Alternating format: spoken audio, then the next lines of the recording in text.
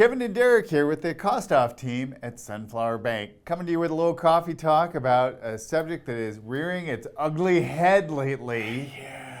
Non-warrantable versus warrantable condominiums. What the heck does that mean, Derek? Boy, it seems to be a moving target, right? So the reason it's coming to a head is the housing market, right? Single-family homes are going up substantially in price, so a lot of people, for first-time home buyers or small families or downsizing, are looking at a condo option. Right, and condominiums are having a bit of a difficulty with insurance right now. Yes. Yes, they are. I think that's the understatement of the video. Yes, insurance is very difficult for single families, but it's extremely difficult for condominiums. They're working that out, but one of the things that they're trying to do is increase their deductibles from 5% to 10%, which makes it Non-warrantable. Well, what the heck does that mean? Right? So warrantability from Fannie Mae and Freddie Mac's perspective really means, is the HOA solvent? Do they have the funds to cover any catastrophic needs, any roofing problems, painting problems, the overall cost of keeping up the exterior of the property, the maintenance, all that stuff?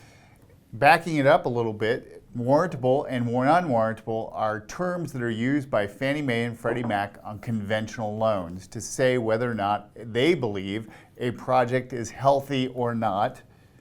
And one of the other pieces that they look for in that warrantability piece is whether or not the property is in any litigation.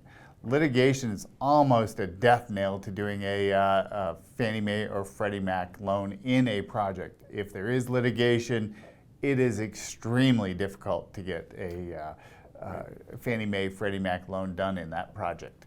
But like I said, it's coming to a head over this insurance. You're right, because we have to get a condo certification from the HOA, right?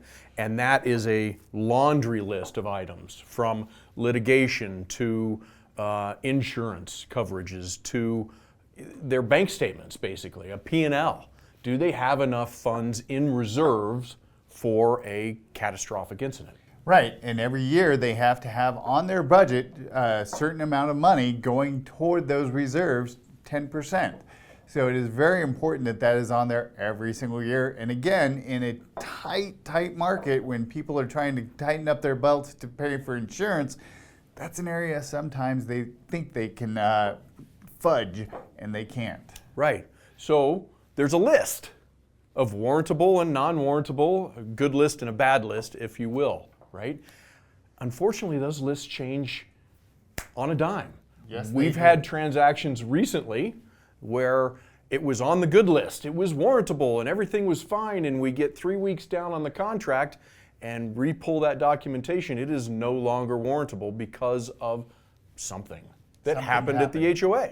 In this case, it was a litigation, I think. But all of a sudden, we can't do the loan with Fannie and Freddie. There are other lists for FHA and VA as well. FHA doesn't change quite as quickly as a Fannie Mae list does. If it is FHA approved, it typically is FHA approved for the full calendar year that it starts. VA, they don't necessarily have the same type of list, but it is easier to find out if they are VA approved. Right.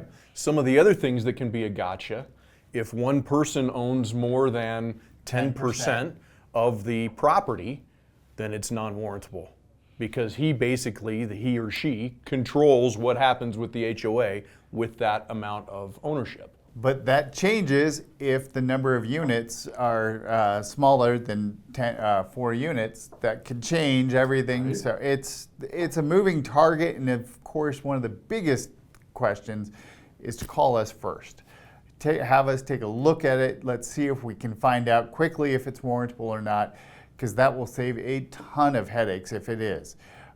If you live in a condo project, it is so important to keep your project warrantable, because it helps increase the value of the property, because more buyers can buy in that project. Right.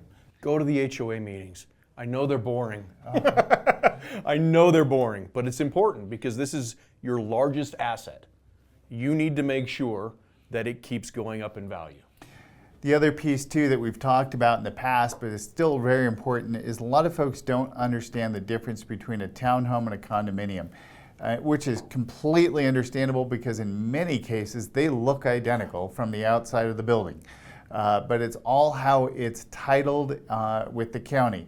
A condo means that you just own airspace, whereas a townhome means you own the dirt under the unit. And the way you can check that is in the legal description.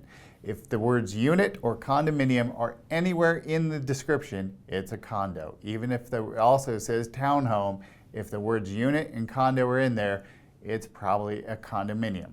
And townhomes have a totally separate look at as far as understanding. They don't have the warrantability issues, all of that stuff. Right, and you're looking for a lot and block description as opposed to a unit description. Right.